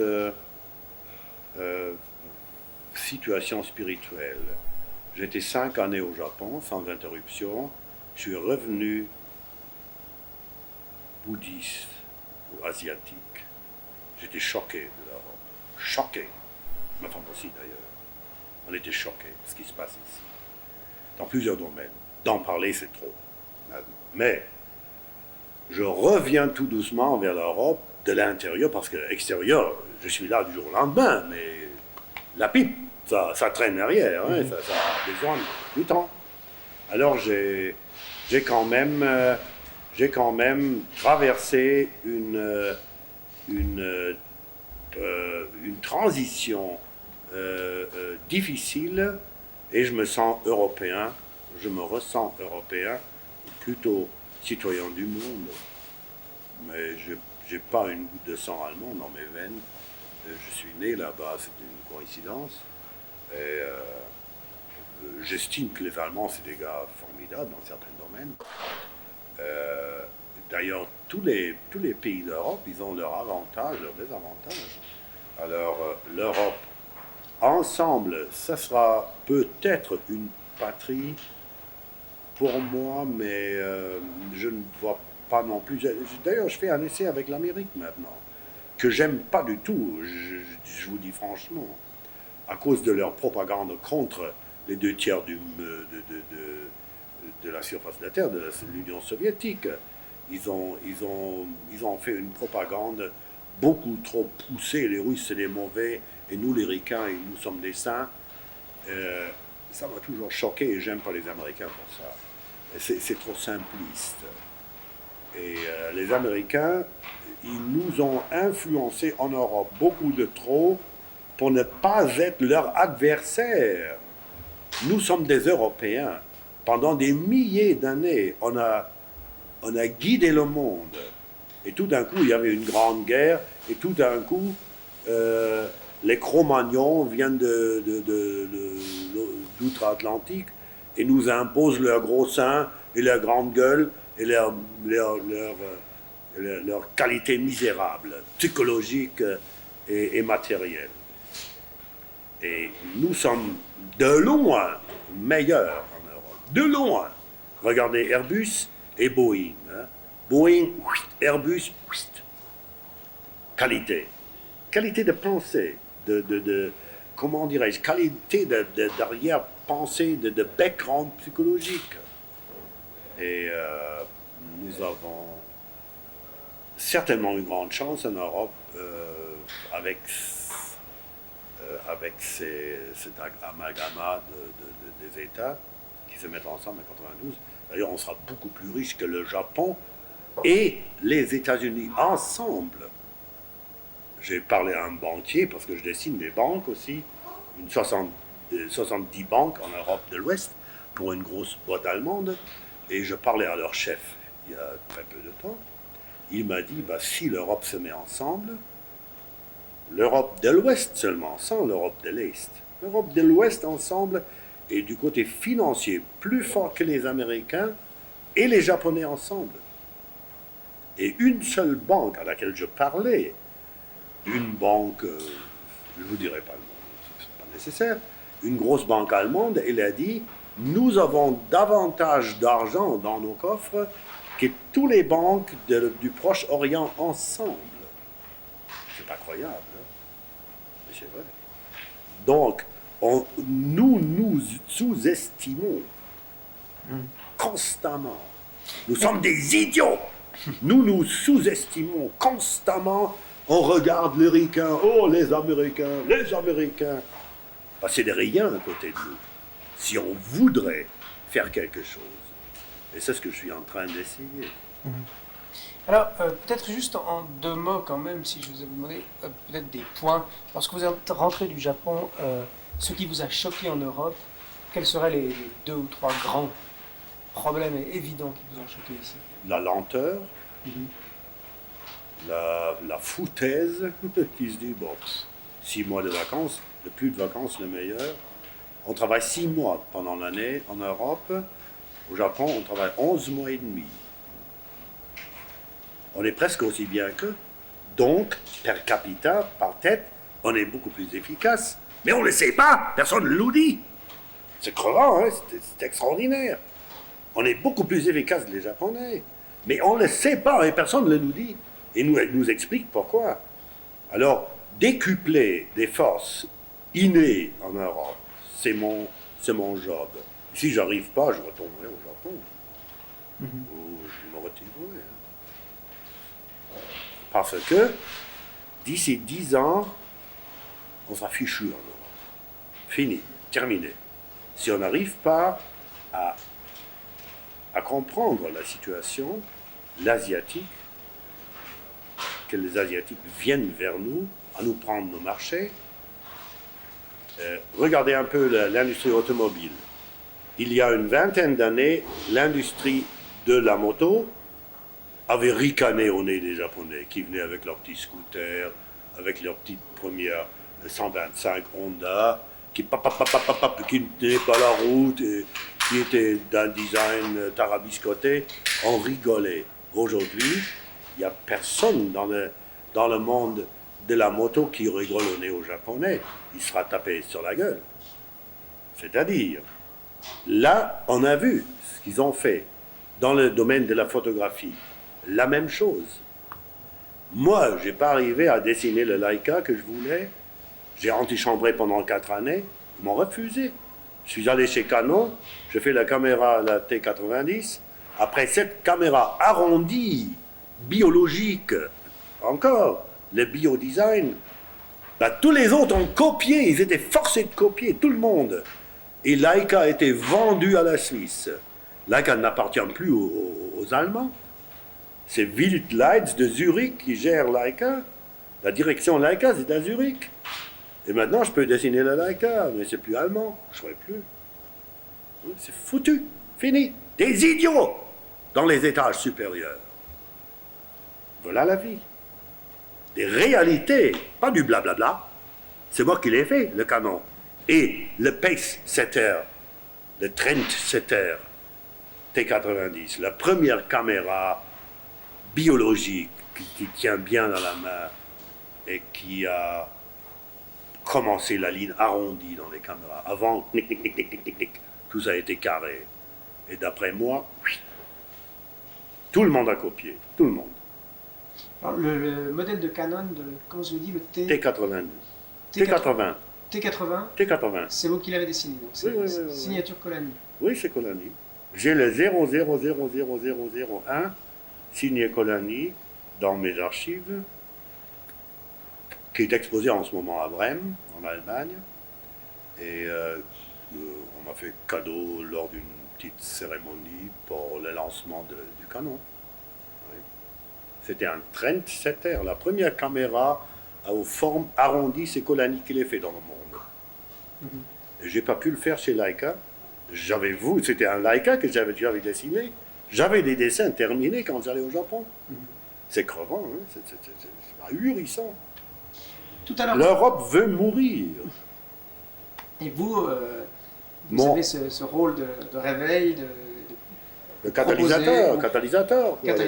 Oui, je sais pas. Alors, tout à l'heure, quand nous mangions. Compresseur. Quand nous mangions, vous m'avez parlé de ces formes carrées, cossues et, je dirais, à angle droit que la nature crée par les cristaux lors du gel, et puis le dégel qui crée la goutte d'eau. C'est une forme de transition qui explique un tout petit peu ce que je voudrais faire. Les cristaux formés par la neige, par le froid, de l'eau, qui sont carrés, tarabiscotés, très, très bien dessinés d'ailleurs, très très jolis, mais rectangulaires, ou bien géométriques. Et dès qu'il y a la chaleur, le soleil, la vie qui s'emmène,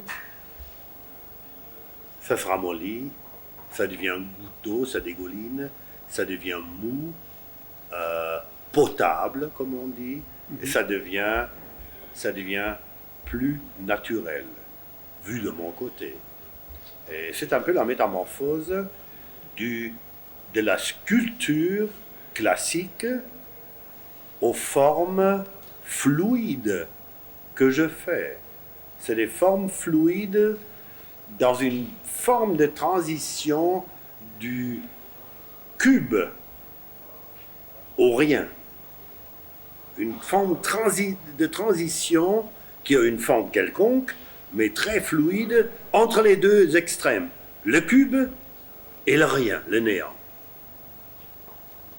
Et en fait, le cube ou le cristal de neige ou de glace, ce serait la technicité, selon votre image. Oui, selon l'image, c'est la technicité. Et de l'autre côté, le biodesign. Le design, les oiseaux, les emplantures des ailes d'un oiseau, la forme des nageoires d'un poisson ou d'un dauphin, d'une forme, d'une beauté inimaginable, plus à perfectionner.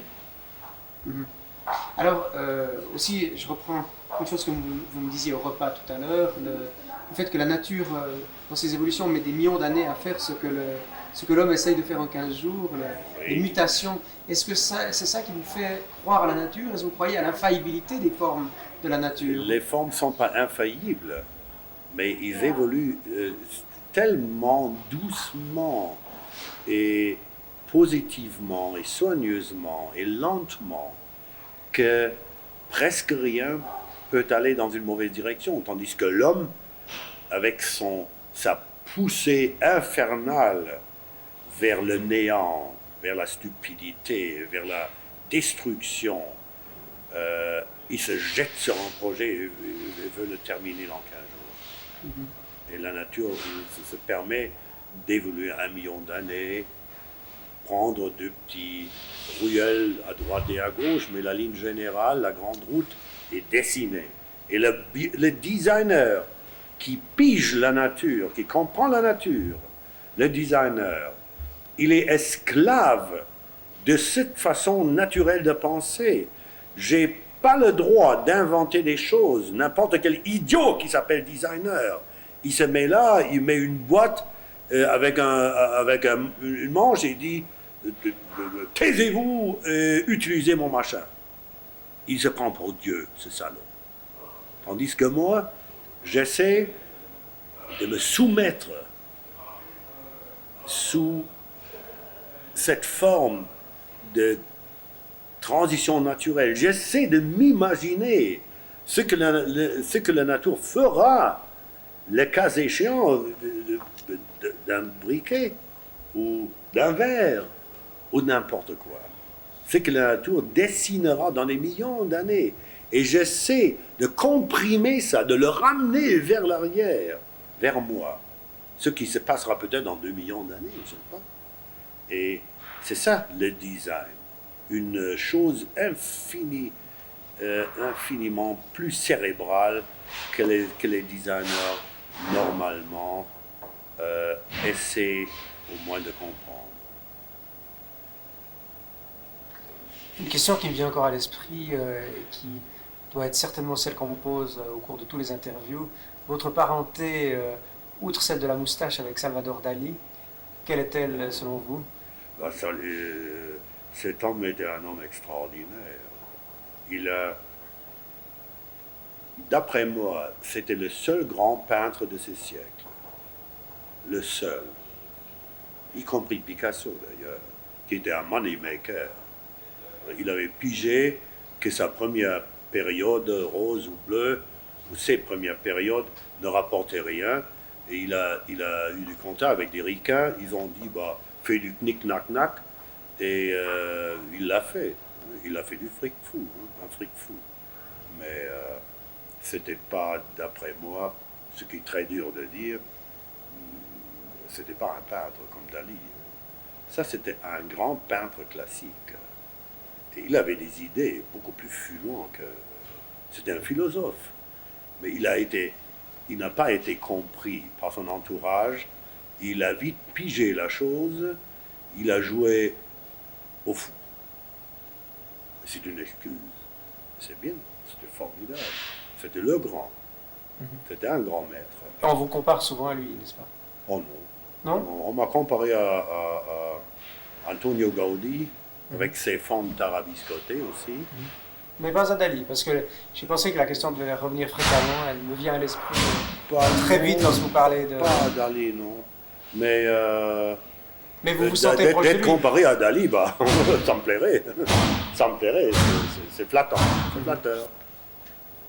J'aimerais bien, mais c'était un grand, mais dans tout autre domaine. C'était un faiseur, c'était même pas un peintre. Il était peintre à côté aussi, mais c'était plutôt un philosophe. Il était sculpteur aussi. C'était un très dimensionnaliste. Il était à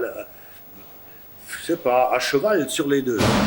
Sur les deux arts. La trois-dimensionnalité et le mensonge de peindre des choses tridimensionnelles sur 2 mm d'épaisseur. C'est un mensonge, la peinture. C'est pour ça que je suis sculpteur. Je mens pas. J'aime pas mentir. Je suis un des seuls dans ce monde qui peuvent se permettre d'engueuler Mercedes. Je leur tape sur la gueule quand je veux. Quand ils font des mauvaises choses ou quand ils ne fonctionnent pas, personne ne peut se permettre des choses de ce genre-là. Et j'aime pas mentir. Je m'attaque à ceux qui ne fonctionnent pas dans le sens du fonctionnement de ce petit monde. Et ça, il y a très peu de choses qui fonctionnent. Alors, il y a beaucoup de choses à revoir. C'est presque les 95% de ce qui nous entoure qui est dégoûtant, et qui est très mauvais, dessiné par des criminels. D'ailleurs, les designers dans le monde, c'est la profession la plus criminelle qui existe. Ils sont encore pires que les guerriers. Encore pire. Parce que leur propagation est beaucoup plus grande. Les guerres, ça se passe ici ou là. Mais les designers, ils sont partout. Hein. Chaque machin que vous avez sur vous, dans vos mains, qui vous entoure, c'est dessiné par ces criminels. Ils sont terribles. Ils se prennent pour le nombril du monde, ils ne le sont pas du tout, décidément. Mais vous, comme nomade, parce qu'en fait vous l'êtes... Je ne suis pas designer. Je me suis appelé au Japon quand ils m'ont demandé, parce que je n'ai jamais étudié le design, je me suis dit que je suis 3D philosopher. Donc un philosophe 3D, un philosophe de la troisième dimension. Ça va beaucoup plus près de ce que je voudrais être, ce que je suis. En tout cas, c'est la dimension humaine, c'est ce qui d'ailleurs, ça me fait plaisir de vous entendre, parce que la passion de la troisième dimension, moi je l'ai par exemple en photographie, toujours dans cette idée de plonger dans une réalité, de capter une réalité, et d'y retourner constamment, longtemps après. Et de voir certainement la frustration de voir une chose très dimensionnelle comme un corps sensuel d'une femme, se rabattre sur une pellicule d'un centième de millimètre. C'est frustrant. Hein? J'ai pas voulu d'être peintre. Je voyais les choses gonflées, érotiques. D'ailleurs, la troisième dimension, elle est érotique. Les mains d'hommes sont faites pour tenir les seins d'une femme, ou ses fesses, ou ses formes arrondies. Tandis que les mains d'une femme sont faites pour tenir ou aimer les formes plutôt carrées et trapues de l'homme. Et moi, je commence maintenant avec un groupe de femmes à faire du design féminin pour voir ce que ça donne comme contrepoids. Il y a quand même 55% de femmes au monde. Et je ferai maintenant une unité de femmes en Allemagne, à Bremerhaven, dans le nord d'Allemagne, uniquement de femmes qui font le design, des choses qui entourent les femmes, qui sont dessinées des hommes aujourd'hui. Hein. Et dans la couture, c'est pire. Hein. Et alors l'année prochaine, vous allez en fait quitter la Suisse, en tout cas vous allez travailler à Toulouse la plupart du temps. Vous serez très peu parmi nous alors à ce moment-là. Non. J'ai des bureaux partout dans le monde. Je suis en train d'ouvrir un bureau à Bagdad, j'ai un bureau à Panama, je vais ouvrir un bureau à Los Angeles lors de mon voyage aux États-Unis vers la fin d'année. Et j'ai un bureau à Tokyo, j'ai un bureau à Bremerhaven, j'ai ce bureau à Berne qui est la centrale des œuvres à Colani ou des bureaux Colani, et ça restera. Et je voyage tout le temps entre les... Mais vous serez physiquement beaucoup plus à Toulouse qu'ici probablement parce que j'ai ma maison là-bas. Et aussi parce que vous êtes attiré, comme vous le disiez tout à l'heure, par le dynamisme plus grand qu'on trouve... Je suis attiré, primo, par la légèreté de l'esprit des Français, parce que j'ai reçu mon éducation en France, mon éducation mentale et philosophique, j'ai reçu en France. Pour ça, je suis un des grands refuseurs, un des grands... un de ceux qui ont subi la France d'après-guerre, ce qui est très intéressant et qui m'a formé. Et deuxièmement, Toulouse sera la capitale technologique de l'Europe, sous peu. Personne ne le sait encore, je le sais depuis longtemps, parce que il y a Airbus, il y a Aérospatial, il y a Hermès, il y a Ariane. Tout à Toulouse, toute petite ville dormant dans le sud de la France. Et ça, d'ici 5 années, ça va péter des flammes là-bas. Alors vous allez justement travailler, collaborer avec l'aérospatiale, oui, Vous avez déjà dessiné un prototype d'Hermès vous-même? Oui, j'ai dessiné un prototype Hermès, 9 mètres de long, qui était exposé au Grand Palais de Paris en décembre l'année passée, je crois. Et là, pour la première fois, j'ai commencé à condenser la philosophie européenne contre la philosophie américaine pour l'espace. Parce que les Américains, ils ont envoyé des astronautes qui ont fait péter comme des pétards là-haut, dans une distance où n'importe quel jet pilote peut sortir de son appareil sans danger. Ils les ont laissés crever comme des riens. Et mon idée derrière ce modèle était de concevoir une capsule de sécurité que l'on puisse éjecter dans n'importe quelle partie du trajet dans l'atmosphère terrestre, quoi. Et ce qu'on a proposé, on a exposé, et Patrick Baudry, l'astronaute français, je l'ai rencontré à Toulouse. Il m'a donné l'idée de le faire, il l'a exposé. Et je suis chef designer du Space Park Patrick Baudry à Toulouse, qui est en train d'être construit avec l'aide du gouvernement français. Et je vais travailler pour eux, et je vais travailler pour l'aérospatiale, et j'espère pour Airbus aussi, parce que ils sont mauvais après moi, parce que j'étais trop rapide, et on a des pensées trop en avant, parce que je voudrais que les avions d'Airbus ne ressemblent plus aux avions américains.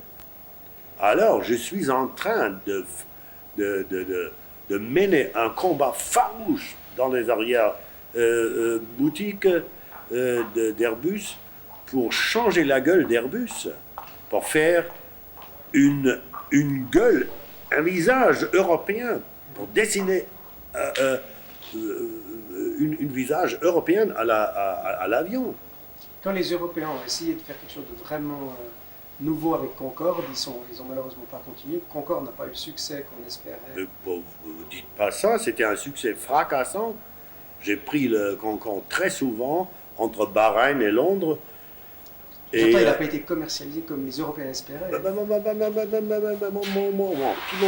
Petit instant. C'était un succès formidable. Mais les ricains, les grands criminels de l'histoire, ils nous ont refusé les droits d'atterrissage à New York aussi longtemps. Et pour ce trajet, Concorde était fait. Europe, New York, Europe. Ils ont refusé pendant des années jusqu'au moment où l'intérêt en Concorde était relâché et on commençait à dire, bon oui, c'est du joujou, ça ne fonctionne pas, on n'a pas de revenus et c'était de l'argent perdu.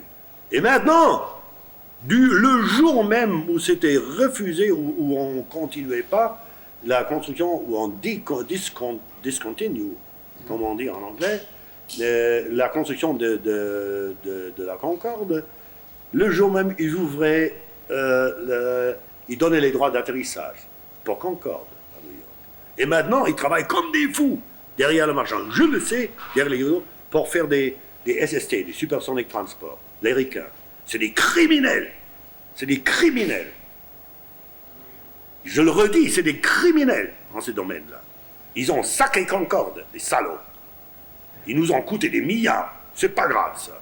Ça se fait avec des avions de combat aussi. Mais ces salauds-là, ils ont saqué une avance d'une vingtaine d'années de la France et de l'Angleterre sur les Américains. C'est des criminels, c'est des salauds, ça. Et moi, je me méfie des ricains. Bon, c'était une guerre économique, je veux dire. Ils mènent la concurrence économique comme ils l'ont toujours. C'est la même chose avec les Hindenburg. Les Zeppelins. Ils l'ont fait péter là-haut. Parce que les Allemands, ils bouffaient le transport transcontinental 20 ans avant les Américains. Et les Américains ne vendaient pas de l'hélium aux Allemands pour le faire voler d'une façon moins dangereuse. Ils prenaient du Wasserstoff, là, du CO2, je ne sais pas, la formule en français. Alors, ils ont, avec une petite bombe, Lakers, paf, plus jamais en parler. Il y avait que 29 morts, 39, je ne sais pas. Chaque semaine, il y a un avion qui tombe, des ricains. Oui, on dit rien, on dit rien. Mais là, on avait avec le Zeppelin, il y a longtemps, et avec Concorde, avec deux grandes trouvailles de l'Europe que les ricains ne voulaient pas. L'un, ils l'ont fait péter comme un pétard, les salauds, et l'autre, ils l'ont saqué en refusant les droits d'atterrissage à New York. Merci. Fin de l'histoire. Pour terminer avec un dernier sujet, Ouais.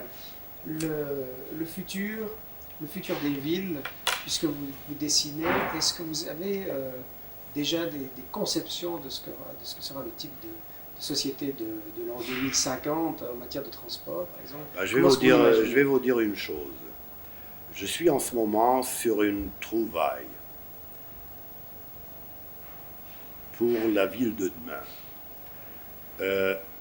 L'ancienne ville, comme mettons Paris, c'était une cinquantaine de villages qui se sont agrandis dans le paysage à droite et à gauche, et tout d'un coup, ils s'approchaient par l'agrandissement, et tout d'un coup, ça devenait des villes plus grandes, et tout d'un coup, c'était un patelin comme Paris. C'était donc pas construit. Après, il y avait Napoléon et son ministre Haussmann qui se disaient faire des haricots, l'épée, des grandes artères pour faire vivre la baraque. Et ça marchait. C'était la première fois que l'homme a commencé ce que l'on appelait, qu'on appelle aujourd'hui l'urbanisme. Mais c'était toujours l'urbanisme de la matière morte. Je suis en train de faire des essais sur le corps humain en position super relaxe dans l'eau, avec les artères comme voie de communication, le poumon, le grand arc, le cœur, la centrale énergique, le cerveau, la Verwaltung, le gouvernement, et tous les organes vivants, pas des villes mortes, mais des vivants, pour en extraire les choses que je voudrais faire d'une ville de l'an 2100. Et je le ferai. Je suis en train de dessiner les traits. Je travaille avec une équipe de médecins, de l'interdépendance des organes dans le corps. Vous comprenez ce que c'est l'interdépendance? Et puis, on a trouvé des choses extraordinaires. La ville de l'avenir sera relativement menue, mais vivante, fonctionnant parfaitement comme un corps humain vivant. Ils ont, jusqu'à là, les architectes les plus fameux comme Soleri ou les grands urbanistes, ils ont pris des matières mortes, ont coupé des fruits, ils ont dessiné des fonds de tarabiscotés, ils ont dit ça c'est une ville formidable, c'est de la connerie ça vit pas, c'est mort. Alors il fallait trouver, et voilà encore le biodesign, une matière vivante, un corps vivant d'un être supérieur comme l'homme se prend pour un être supérieur. J'ai des doutes parfois quand je vois mon petit chat ici qui me surprend très souvent sur le pied gauche, mais j'ai trouvé ce chemin et je vais le suivre. Et ça sera l'agglomération de l'avenir. La forme sera une forme. La forme du corps. Du corps humain, en les deux jambes légèrement écartées, il y a les déchets qui sortent et dans les champs et le chemin de l'agglomération à la forêt entourant, c'est toujours très court. Pas graisseux, pas très gras. Très court, très musclé, très subite. Alors là, c'est des heures et des heures que je devrais en parler. C'est malheureusement trop court le temps d'une interview parce qu'il est 3 heures, je dois continuer à faire mon travail. Mais j'aimerais le faire un jour et vous montrer le modèle. Ça sera fascinant, fascinant. C'est tout à fait différent de la pensée de l'urbanisme d'aujourd'hui, avec la règle toujours, les conneries. Il n'y a pas une ligne droite dans la nature. Alors, même dans l'univers, il n'y en a pas. Et d'ailleurs, je vais vous faire une dernière esquisse pour vous montrer ce que c'est la philosophie Colani. C'est très simple. Il n'y a pas une ligne droite dans la nature. Imaginez-vous la Terre et la Lune. Le grand savant Euclide, Alexandrie, 300 ans avant Jésus-Christ, 2300, 2400 années en arrière, avait postulé que la ligne la plus courte entre deux points, c'est la ligne droite. C'est pas vrai, c'est pas possible. Ça ne fonctionne pas. Colani vous dira, c'est pas que je suis mieux que Euclide, mais je vous montrerai la seule ligne possible, la seule ligne droite possible dans ce monde, dans ce univers. Et ça, c'est comme ça. Regardez.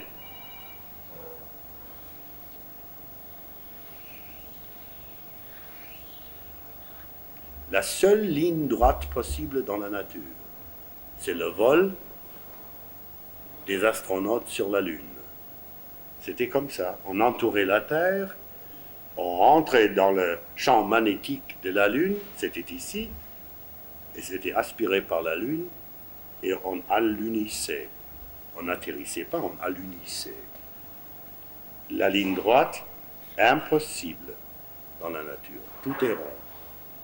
Colani. Et je suis ces lois fondamentales de la nature. Pourquoi faire les choses droites quand tout est rond dans la nature? Ma philosophie. Je vous remercie infiniment, M. Colani. Si vous souhaitez voir d'autres vidéoportraits, consultez le site Vitassumus qui met en ligne régulièrement nos interviews filmées réalisées à partir de 1978.